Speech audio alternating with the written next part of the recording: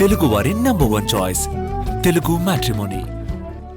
కనుచూపు మేరలో ఎన్నికలు లేవు, కానీ ఆ నియోజకవర్గంలో మాత్రం పొలిటికల్ హీట్ పీక్స్కి వెళ్ళింది. ఆ ఇద్దరు మాజీ మంత్రుల మధ్య మళ్లీ మాటల తూటాలు పేలుతున్నాయి.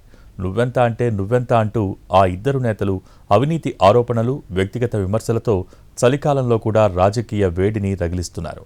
విమర్శలు ప్రతి విమర్శలు, సవాళ్లు ప్రతి సవాళ్లతో నెల్లూరు జిల్లా సర్వేపల్లి రాజకీయం రసవత్తరంగా మారింది.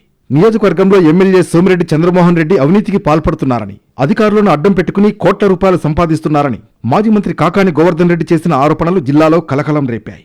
ఇరిగేషన్ పనులలో ఎమ్మెల్యే సోమిరెడ్డి తీవ్రస్థాయిలో అక్రమాలకు పాల్పడుతున్నారని, ఇరిగేషన్ శాఖలోని మేనేజర్ గంగాధర్ రెడ్డితో కలిసి కోట్ల రూపాయలు నొక్కేస్తున్నారని కాకాని తీవ్ర ఆరోపణలు చేశారు.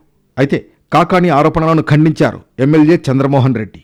వైసీపీ హయాంలో కాకాని మంత్రిగా ఉన్నప్పుడు చేసిన పాపాలు, దోపిడీ బయటపడతాయన్న భయంతోనే ఇప్పుడు తనపై అవినీతి ఆరోపణలు చేస్తున్నారంటూ ఆగ్రహం వ్యక్తం చేశారు.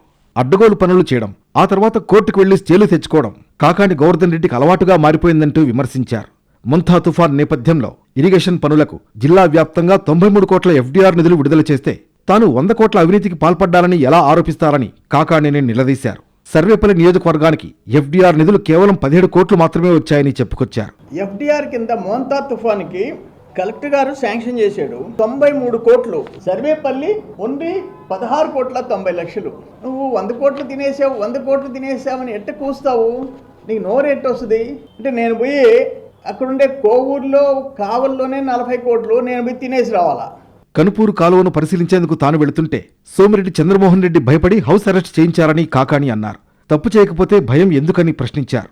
Irrigation office manager Gangadhar Reddy MLA Somireddy అండతో అవినీతి అక్రమాలకు పాల్పడుతున్నారని ఆగ్రహం వ్యక్తం చేశారు. అతడి అవినీతిపై ఏసీబీ అధికారులు దృష్టి పెట్టాలని డిమాండ్ చేశారు.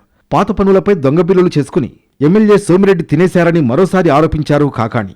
సోమిరెడ్డికి ధైర్యం ఉంటే సీబీఐ విచారణకు సిద్ధపడాలని, లేకపోతే కాణిపాకం వినాయకాలయంలో ప్రమాణం చేయాలని సవాల్ విసిరారు. ఇదే పనుల మీద నేను దొంగ బిల్లులు భోంచేసి ఉండే, ఆ పనుల మీదనే ఆ పనుల మీద దొంగ బిల్లులు భోంచేస్తే ఏది రాయాలో అర్థం కాకపోయి అది రాయాలన్నా ఇది రాయాలనా?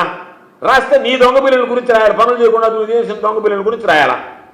కాబట్టి నేను ఎందుకు సిబిఐ అంటున్నానంటే, నువ్వు విజిలెన్స్లో పోయి నువ్వు మాట్లాడతావు, సిబిఐ దగ్గర పోయి మాట్లాడడానికి కూడా ఎగిసి తంతారు. నేను పట్టుకొని మామూలు కూడా కాదు, అడపోయేదన్నా కానీ నువ్వు ఇట్రాయండి అట్రాయండి అని అన్నావు అనుకో, విచారణ విజిలెన్స్ వాళ్ళని రాయమన్నట్టుగా నెల్లూరు ఆర్వని పిలిచి మాట్లాడినట్టుగా నువ్వు పోయి సిబిఐ వాళ్ళని మాట్లాడామనుకో, వాళ్ళు ఎగిసి తంతారు. ఏం పని రా నీకు మా దగ్గర, నువ్వు ఎందుకు వస్తున్నావు మా ఆఫీస్కి అని చెప్పి. కాణిపాకం వినాయకుడి దగ్గరికి నువ్వు ప్రమాణానికి సిద్ధమా?